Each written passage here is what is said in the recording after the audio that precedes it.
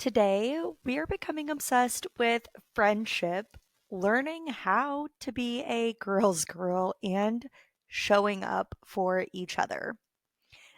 This past week, we had our first Becoming Obsessed live audience podcast episode, and my heart could not be more full. I am so grateful for everyone who came out. So, I'll give you a little behind the scenes to set the stage for what this event looked like. This was a night about play. The whole goal was to just get people in a room to celebrate, to play, to act silly, laugh out loud, let your hair down, and do some things that you're bad at. We had a table with puzzles, one with Legos, another with cards and dice and games. We had a collage making area, and we even had 90-second poetry, which really was just my way to get people to attempt poetry in a very low pressure environment. I even had a bag that said poetry trash can and encouraged people to rip up their poetry and throw it away if they didn't like it, if they thought it was bad, if that would take the pressure off so that they could just do something that they're bad at, whether you're bad or not, that you think you're bad at.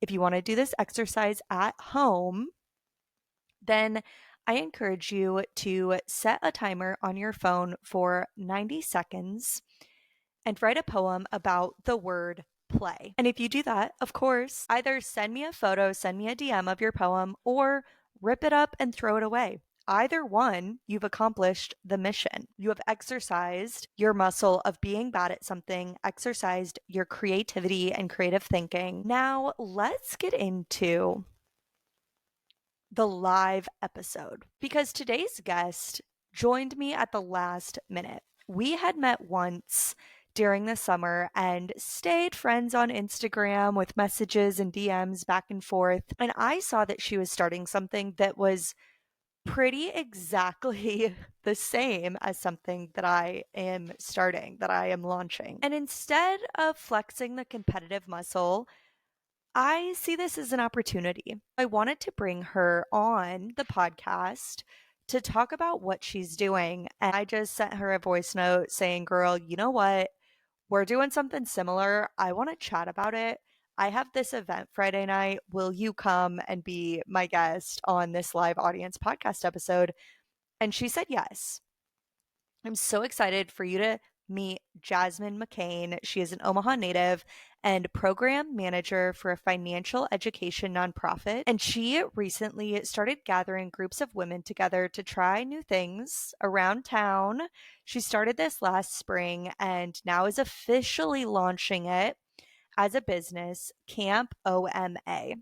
It stands for Creating a More Personal Omaha. And so let me be the first one to say, go follow her on Instagram, Camp OMA _ friends, and maybe I'll see you at the next event. Before I play the episode, to say in advance, thank you for your patience and understanding with the audio.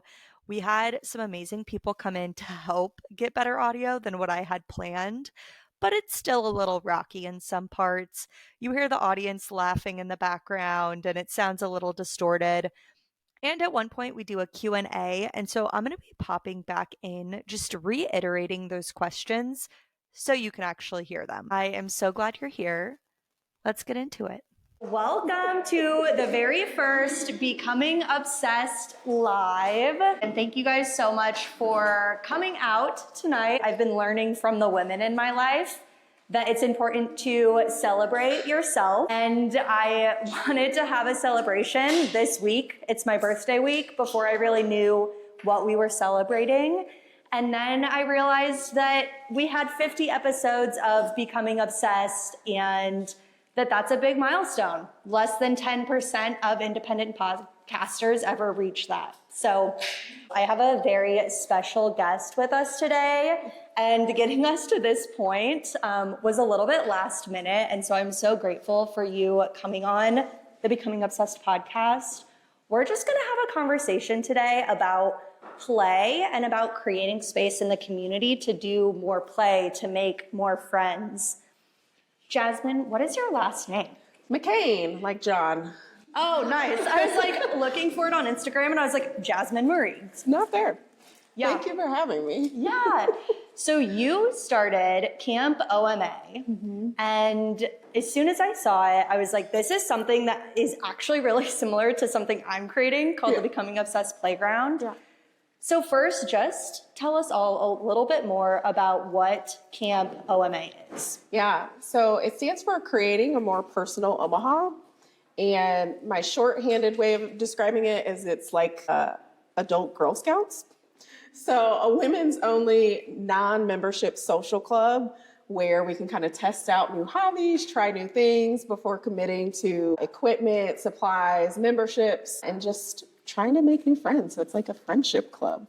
Yeah, I love that. I especially loved that you called it Camp OMA. I didn't know what it stood for until I was kind of researching you for tonight. Yeah. But when I was working on my new branding for the podcast, I literally said I want it to be like adult summer camp. I'm like, let's get kind of outdoors, but keep it bougie. Like, let's go hiking, but actually like feel hot while we're doing it, right?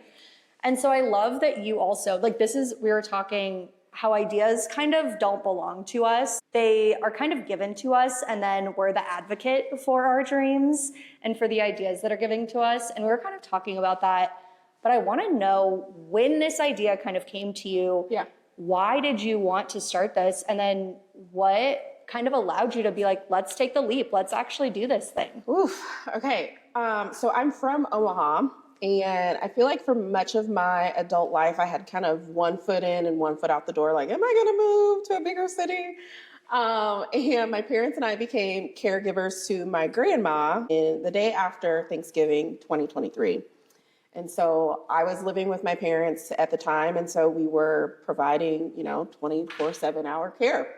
And it was a lot. And I had met 3 really good friends at work. 2 of them moved out of state. And so I was just in this season of loneliness. And so I looked it up, and loneliness is considered, an epidemic, especially for Gen Z and millennials like myself. And so that was fall of 2023. And I said, well, in spring, I'm going to start living. And I did. And I start putting myself out there to see what was out there, trying to meet new people, get involved, shop local. And it just kind of became this way of inviting women to do free, fun things around town. And just kind of gather in spaces. Didn't always have the best attendance for it. And so when I asked, why am I the only person at this board game night that is totally free and has charcuterie and all these fun things, I was told, we want private experiences. And so I realized there's a big difference between gathering groups of people and hoping that they put on their most confident, social pants, and gathering groups of people and fostering that sort of connection with them. And so now we've kind of evolved a bit into doing more of those private experiences. And so I'm officially launching this month. Congratulations. Thank you. I know, I'm really excited. You have an event coming up that is rock climbing. Yeah. Are you a rock climber? No, I hosted rock climbing last year, and I'll be honest, I embarrassed myself. So I never said that I was good at it. And I very much stayed on that wall for a solid 15, 20 minutes, just trying to stretch my hands, my feet. Yes, clinging. And it wasn't a big deal. And I just came down and was like, oh, I was being so dramatic. But sometimes that's what it takes. One of the reasons I love this so much is because it's do stuff you're bad at. Yeah. Plug for the 90-second poetry. The reason we have that tonight is literally so you can do something you're bad at, right? So many of us are we're bad at poetry. And so I love that you're I haven't done this, and maybe I wasn't good at it, and that was last year, and you're literally doing it again this month. Are you going to get back on the wall? Absolutely. I will not be this dramatic this time. It'll be fine. And they have you go up as far as you feel comfortable falling off the wall, kicking off the wall. And so I was within feet of the floor, just being a drama queen for 20 minutes. It'll be fine this time. Well, and sometimes once you fall, you realize it's not so scary to fall. It wasn't. Where do you really want to take Camp OMA? And like, what is the vision that you have for Omaha and what's going to come out of this, more private, curated experience you're creating? Yeah, that's such a good question. I definitely want to do an adult summer camp, so if we want to collab. You heard it here first. Yes. And I used to work for Girl Scouts, and so I'm aware that we have like properties around Nebraska, so I have some intel if we want to host it there. So definitely seeing an adult summer camp, maybe doing a mixer. I'm still single. I'm not going to put that on future me, that future me will be single, but we still are. It's like as soon as you're like, okay, this year I'm going to be single, then you might meet somebody Yeah, so we'll see. But yeah, just kind of wanting to grow the audience, wanting to grow the community so that we can do lots of different things around the Omaha Metro. And it might even get to a point where I don't have to be there. I do all the coordinating. I maybe find a local host who I pay for her ticket, and somebody's going to take some pictures, and we've got social media to promote the next event. And I don't necessarily have to be there. So that's kind of where I see it going.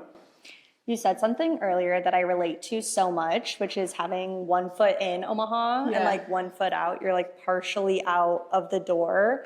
And this is something like I'm looking around and I'm like, my people know this well, that for a long time I was like, I'm leaving Omaha. I'll probably settle down here if I have kids or something, but I don't see myself here. And then I started to plant seeds here, and now it's so hard to leave. And so I'm really interested in what that looks like for you now. Do you feel like you're still 1 foot in, 1 foot out, or how are you balancing that in your life? Yeah, I see myself staying, especially kind of starting this community. I think one of the reasons I was 1 foot in, 1 foot out the door is because I wasn't really connected. So my family is still here, but that's not enough reason to stay. And I have a niece and nephew here, also not enough reason to stay.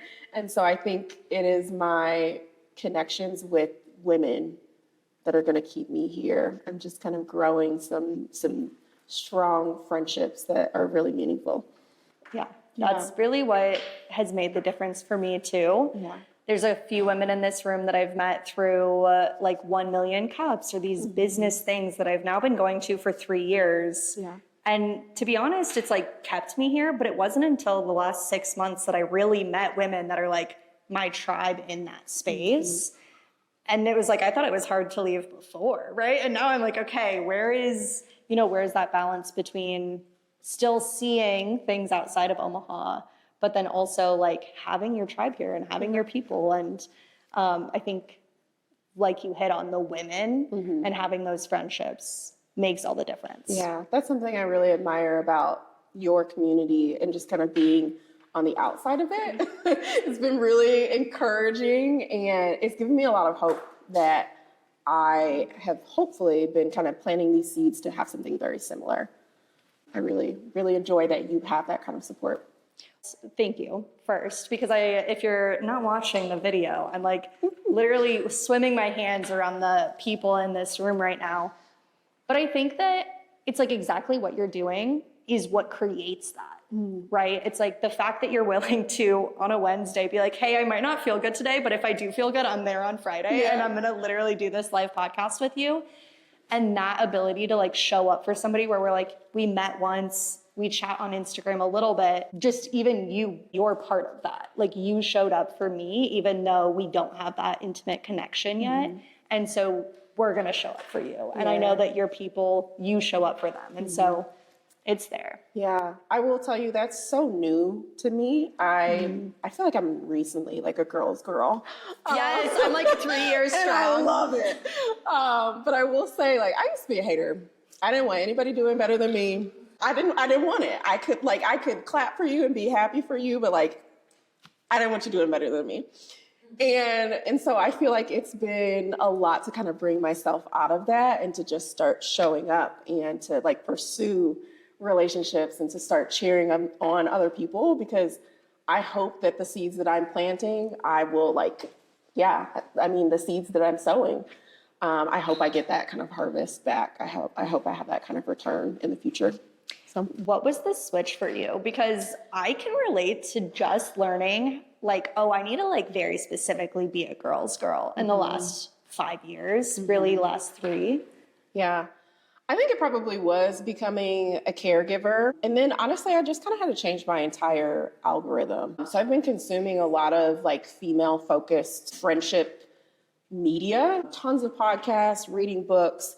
And so I think I've like decentered men, which is wild because I've been single for like 8 years. So how do you like center men if you're single? I don't know. But I've kind of decentered men and just, I feel like I'm becoming the kind of woman and the kind of friend I want. Yeah. Let's get into this a little bit more because everything you just said, I'm like, same. I saw a post and it was talking about how straight women and women who date women don't have anything in common because women who date women have decentralized men. And that was a wake-up call to me that like took me further in this journey of, am I centralizing then? Like, am I too focused? And like people in this room literally look at me and they're like, yeah, for 20 years of your life, you were boy crazy. Oh yeah. Yeah. And literally we're getting nods. Same. They know. And it was just like, how much time did I waste on energy and relationships that were going to be temporary or were never going to serve me and my energy? But I think it goes so much deeper than my personal relationships. And now I'm like, I'm a girl's girl because if I can pay a woman, I'm going to go out of my way, shop local, pay a woman, a small business. We know that when we put more money in the hands of more women, it serves the whole community. And it's this idea of like, yes, our relationships, but like you said, with the algorithm, that's honestly how I woke up to this idea in the way that I did. Again, it's not new to me or from me. It's literally, I feel like this collective movement that women were like, why have we been pitted against each other for so long? And now waking up to be like, no, we can just do this together. Like we can create community together, support each other and go further because of it. I don't know what it was for me, but I know that one thing that has like influenced me is there's a gal who has a podcast called Friend Forward, and she's a friendship coach, which sounds so cheesy, but she's legit. She's been all over the news. She has a book, Danielle Bayard Jackson, and she kind of put me onto this thinking of like, why is there all this like self-help for all of the areas of our life that we like want to be better at, like navigating our career, getting into a relationship, having a healthy relationship, mostly with a man. But there's like nothing that's telling us how to be a better friend or like how to maintain our female friendships. And so that was like really eye-opening to me that like, okay, I can change and probably should change my algorithm and kind of invest in learning to be better in that area. Well, and it makes me sad too, how many, like I have my 2 best friends from when I was 14 and we've had conversations a lot about, we know people who don't have that because like people will have ex-best friends. Like every friend is an ex-best friend. And, at some point you're kind of like, is it a problem with that one person or is it a problem with our society? And is it a problem with us not knowing how to show up for each other and how to not, like you said in the beginning or a little bit ago, not be a hater and to celebrate them without resenting that they are maybe doing more in an area that you're not. Yeah. I don't know what it is. And I'm unfortunately one of those people who do have a lot of ex-best friends. But mostly I would say it's like nothing that went wrong. Just growing apart and maybe being in different seasons of life where they're prioritizing certain things and I'm prioritizing different things. But I will say that one thing that has also changed in me with my female friendships is that like you can come back into my life at any point. Unless you've done something like egregious, you can come back at any point as it makes sense for your time, your energy, your budget, like your capacity. Like I would love to entertain, having a conversation and developing a new relationship with anyone from my past, except men who I've dated. The exes, they stay in the past. But women, like you can come back and it'll be good and we can kind of just pick up where we left off. But yeah, I would say, I think you're rare for having those like long-term relationships. And that's like such a gift. And I think a lot of us are just trying to figure out how can I invest in relationships to where that clock starts today. Yeah. What you said too is so important. we've had times where we were not talking every day, every week, maybe even months go by because there's different seasons of life. And then one of us can start to put more energy in and we can meet each other where we are.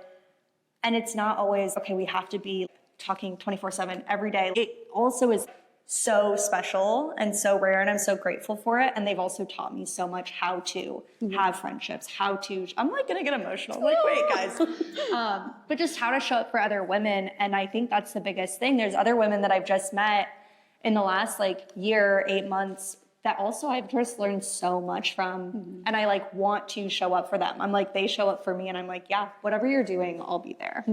I'll be there.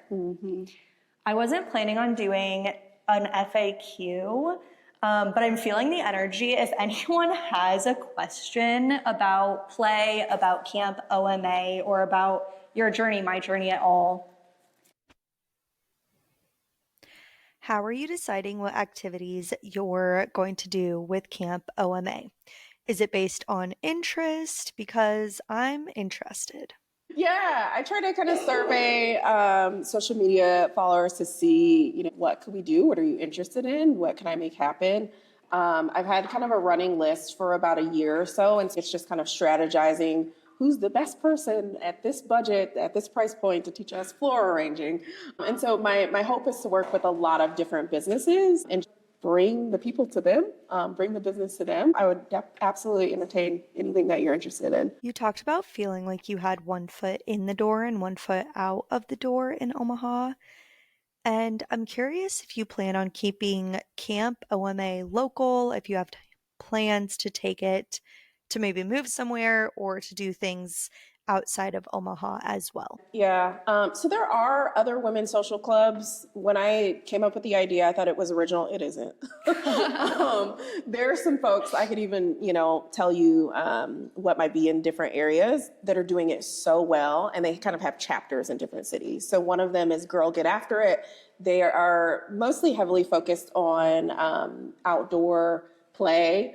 And fitness kind of content and experiences, but they're in so many different cities that when I came up with the idea, one of my friends said, hey, I think you should open the Omaha chapter and be the leader. And I was like, I'm planning to do something very similar. So there are other organizations that are doing great work. I am planning to stay local, but maybe do some travel, maybe further out, maybe overseas, and kind of do some fun experiences that way. What would you share with your younger self or with younger women today that are looking at other women as competition and how you can change your perspective on female friendships and being a girl's girl? I think it's a lot of internal work, but I think maybe the easiest thing you can do is to just open yourself up to that connection. Maybe you feel like an outsider kind of observing her life, and maybe you're a hater because you don't know her and you don't know all the work that it took for her to get to where she is. And so you're comparing your day one to her, further along journey. Maybe it's just that you don't know the ins and outs of all the things that she's done to become awesome and successful. And so maybe just kind of reaching out and saying, hey, can we chat more about this? And maybe she'll even put you on to some stuff or encourage you and encourage your thinking of, hey, we're not competition. I love that. I could talk about this for days. The biggest thing, like you said, it's internal. We have to be looking inwards before we look outwards. We have to feel secure in who we are. And once we start to be like when I saw you had Camp OMA, I was like, damn, I'm doing that too. And then I was like, great, maybe we can do less work and have a bigger impact. Like you said, you don't want to be at every single event forever. You want this to be outside of you and further beyond you. Same. And so that's why I'm like, come here, let's have a chat. Let's see what we can do. So part of it is when you notice, that's what I would tell myself is when you start to feel insecure that your other best friends have other best friends, why is that making you feel this way? And what can we do for ourselves? A lot of times I remember in high school, Friday nights, and you're at home and you're like, oh my gosh, I have nothing to do. And just feeling so bad about it. And I think that it's okay, well, who do I need to show up for to have plans? Who do I need to show up for to have them show up for me? So that's a huge thing is looking inward first. And then having grace. Like, none of us are perfect, literally nobody. So have grace when your friend does hurt your feelings. Have grace when they don't get back to you, when their life is busier than the capacity to text you back. And don't expect more than you can give, I think, is a huge one. If you want people to show up for you, show up for them. The other one is not everyone is for you, right? Like, there are people who energetically, I've met in the last 6 months at the same places I've met some of you women, that I don't energetically click with, that I feel my tension come up and I'm like, you know what? I thought it was a girl's girl, but this girl is triggering me. And I can kind of trace it back to say, like, oh, maybe it's because they said something that sounded like bullying to somebody I like. So now my guard is up with them. But again, just recognizing it and then knowing that has nothing to do with them. And I don't have to give more energy to somebody that I feel this tension with. And that might go away with more encounters, or it might not. And I focus on the people that I want to have that energy with. I love that question. Thank you. You mentioned reading books and listening to podcasts. What are some other things that have helped you navigate shifting this mindset? Oh my gosh. I started hosting. I just started going first. I think at some point I realized that if I didn't start doing that, I would be alone on Friday nights. So I just started gathering people and bringing them to my tiny apartment. It is not very large. I kind of calculated between November and now, I've had 10 different groups of people over. Not necessarily different, but I've hosted 10 different times. And I'm an introvert, so that is a lot. And then you put like a start time and an end time, and people are there for 2 hours after that. And I'm like, do we not have bedtimes? Like, it is 9:30. It's a school night. I'm an educator. I gotta be at school tomorrow. I'm not a teacher, but I am an educator. And so I just had to go first. And people have thanked me for that, because otherwise they would be at home on a Friday night alone. And so I think just kind of cultivating that and growing in my confidence in that way has been huge for me. It's been huge. Thank you. Thank you so much for literally 2 days ago saying yes to this. Absolutely. And resting your throat so that you could show up tonight. Yes. I appreciate it so much. I know you already mentioned people can follow on Camp OMA _ friends. Yep. Is that the best way to connect with you? What other ways can they connect with you, follow you, and just be a part of your journey? Yeah, I would say that's the best way to connect with me. I do have another like personal social media. It's at Whole Fit Chick, which is the idea of like me trying to become healthier in every area of my life. So sometimes I'm kind of goofy over there. So you can follow me there, but I would say that's the best way. And you're just going to see me become more unserious. I'm a very serious person naturally. And so play has been like a big part of my journey, and just trying new things that I'm bad at, and just trying new things in general, and just trying to grow as a person. So thank you for asking. Needless to say, I am obsessed with Jasmine.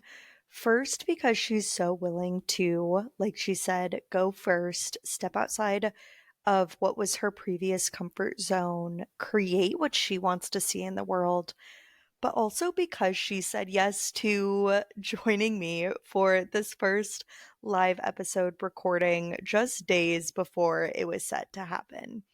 I'm so grateful for everyone who made it to the event.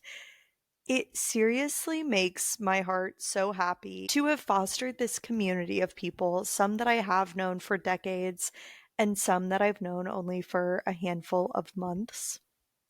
But more so, I think it speaks to this trend and this need that so many of us have, and that is really 2025 is the year of getting back in person. It is the year of showing up for each other, of being a girl's girl, of being less of a hater. We might still be protective, and that's okay. But I do see more and more people, and honestly, maybe this is just the people that I am putting myself in their room, but people who are showing up and creating what they want to see in the world. That is one of my favorite things about Omaha. But I think we're seeing a lot more of it in 2025. people standing up and saying, you know what, I wish that this existed, so I'm going to make this exist. And then the rest of us get to reap the benefits from it. It wasn't just during Becoming Obsessed Live that this topic has been coming up, but 2 or 3 times in the last 2 weeks, I've been at events where people were talking about how to foster that community, how to make friends, like how to have friendships, adult friendships. And part of it is showing up for that other person. And then also understanding that maybe not everyone has the capacity to show up for you and just paying attention to your energy in these dynamics. This is something that I think we'll be talking about a lot coming up on future episodes of Becoming Obsessed. I know this episode was a bit different. I hope to do more Becoming Obsessed live coming to a city near you soon. Hopefully, the audio is a little bit cleaner, and I'll remember to get a mic on those who are asking questions so I don't have to try to re record them based off memory. So, if you're still listening, I would absolutely love to know who you are. Send me a DM. Let me know that you're listening. Let me know that you are going to, I'll see you at a Camp OMA event, or leave us a review. 5-star reviews really help to have Becoming Obsessed get in front of more people so that we can help more people live a life that they truly love, live a life on their own terms, and live a life that is worthy of obsession. I'll leave you with that for now. Okay, let's go get obsessed, y'all.